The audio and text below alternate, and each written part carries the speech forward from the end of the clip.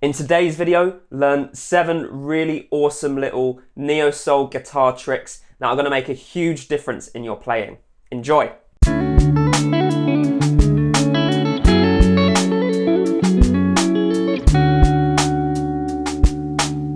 So these little details and techniques we're going to be adding into our playing are really what separate the beginners from the pros when it comes to neo-soul guitar. I'm Dave and my channel is all about helping you create awesome neo-soul, R&B and other modern sounds on your guitar.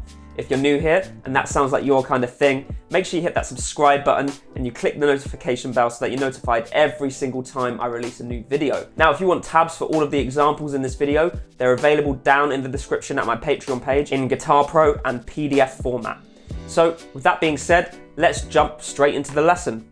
Okay, so the first technique is the slide in. So all we're doing is sliding into our chord from the fret below. So let's take this D major 9 chord.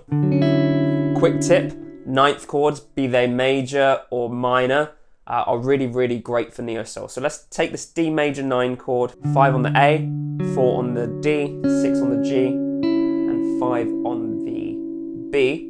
And we're gonna slide in from the 4th fret. Okay, so when you're playing a chord in a chord progression, you could either slide into the chord first thing, or you can play the chord for a bit and then do a little slide in the middle as well. So something like this.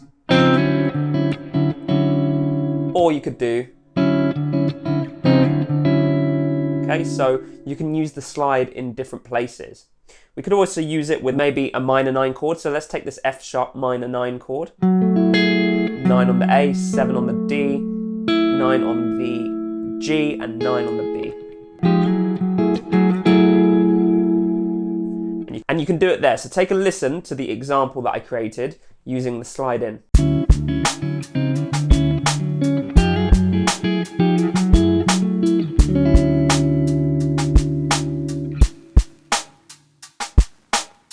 The second technique is hammer-ons. You can hammer on certain notes from within your chord. So let's take this D major 7 this time, not a major 9. Okay, so we're playing 5 on the A, 7 on the D, 6 on the G, and 7 on the B, and we're also playing 5 on the high E. This 7th fret on the B can be hammered on like that from the 5th fret. Okay, and then if we play an F sharp minor 7 chord, so that's 9 on the A, 11 on the D, 9 on the G, 10 on the B, 9 on the high E, we can hammer on the 11th fret of the D string, like that, or we could hammer on the 10th fret of the B string, so like that, or we could hammer on both at the same time, just like that. So I've created an example using hammer-ons, so take a listen.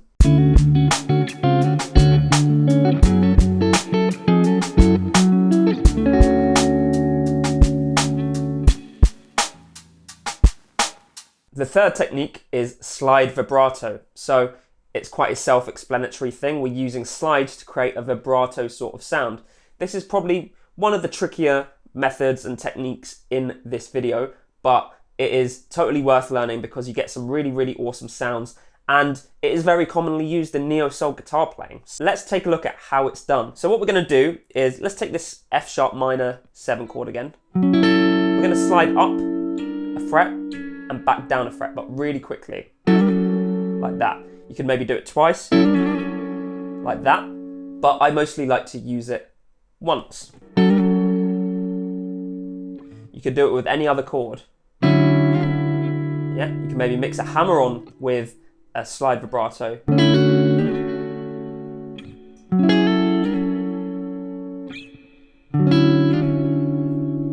Do something like that. Like all of these techniques, I've created an example using the slide vibrato.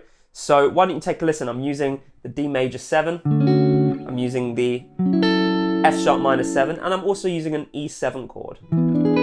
So that's 7 on the A, 9 on the D, 7 on the G, 9 on the B, 7 on the high E. So take a listen.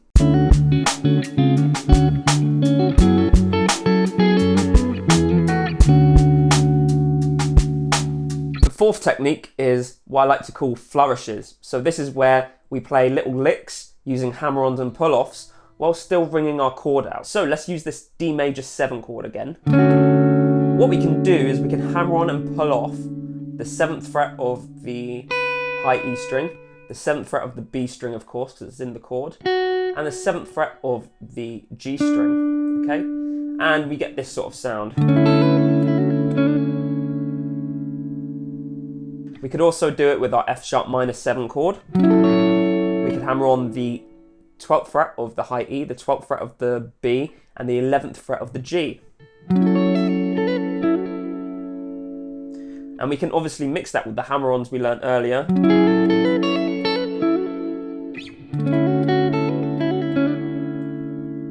And create things like that. It's quite easy to improvise once you know your options. Now, one more thing to pay attention to is that you let the chord ring out while you're doing these flourishes.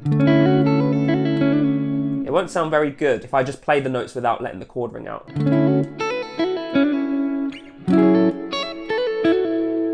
Alright, you really do have to let the chord ring out. So take a listen to an example I've created using these flourishes.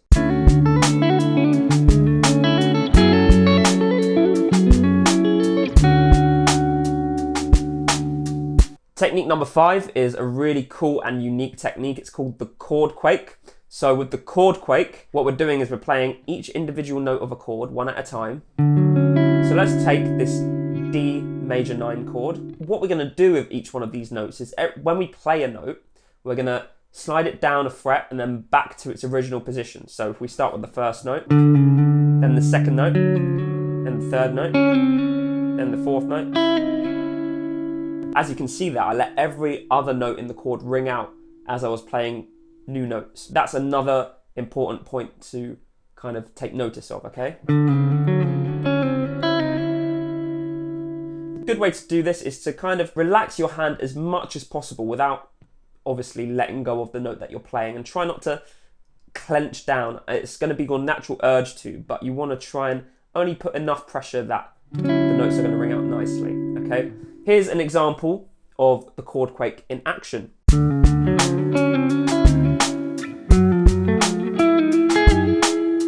Now we're going to get a little bit rhythmic here. So the next technique is slaps. And what we're doing with slaps is we're trying to mimic a snare drum on the drum kit. The snare drum usually hits on beats 2 and 4. So what we're going to do is we're going to slap the guitar or slap the strings on beats 2 and 4 like a snare drum. So we could play 1, 2, 3, 4 like that. Once you're used to doing that, you can maybe beef up the rhythm a little bit.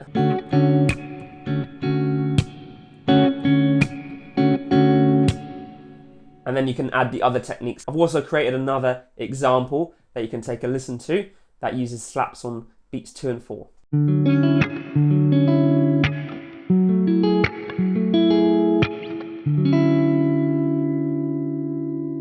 And finally, the 7th technique is grace notes. So grace notes are just muted notes that have a rhythmic value, but they're not an actual note, okay? So muted notes.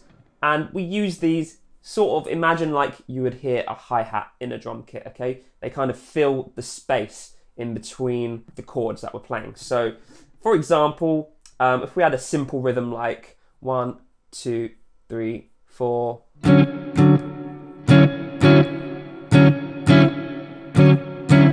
And we filled it with ghost notes, it would sound a bit like this.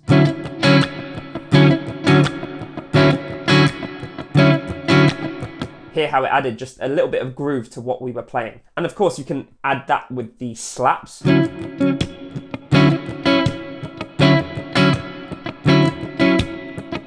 if you can mix it with all the other techniques as well, then you're going to get some really awesome sounding riffs. So take a listen to an example I created using ghost notes.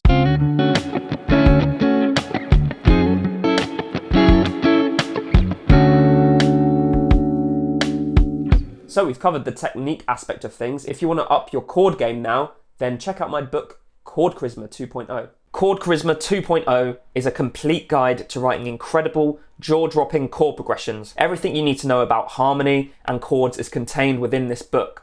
It will take you through the basics of building tension and releasing your chord progressions, and will build upon this foundation with more advanced concepts like jazzy extended chords, borrowed chords from other keys, and cool substitutions to take your chord progression knowledge and ability to the next level. There is a serious amount of content in this book, but it's laid out in a structured fashion with action steps at the end of each chapter to make sure you've fully internalized and are actually able to use what you've learned from the book in your playing. That's really, really important. It's a very practical book, which will get you writing new progressions straight away, guaranteed. You'll also have access to personal feedback on your progressions from me via the Chord Charisma Facebook community. And as a bonus, I've thrown in a soloing guide to go with the book, so you won't get lost when you're trying to play licks over your new and improved chord progressions. Head to the link in the description to grab your copy of Chord Charisma 2.0 today.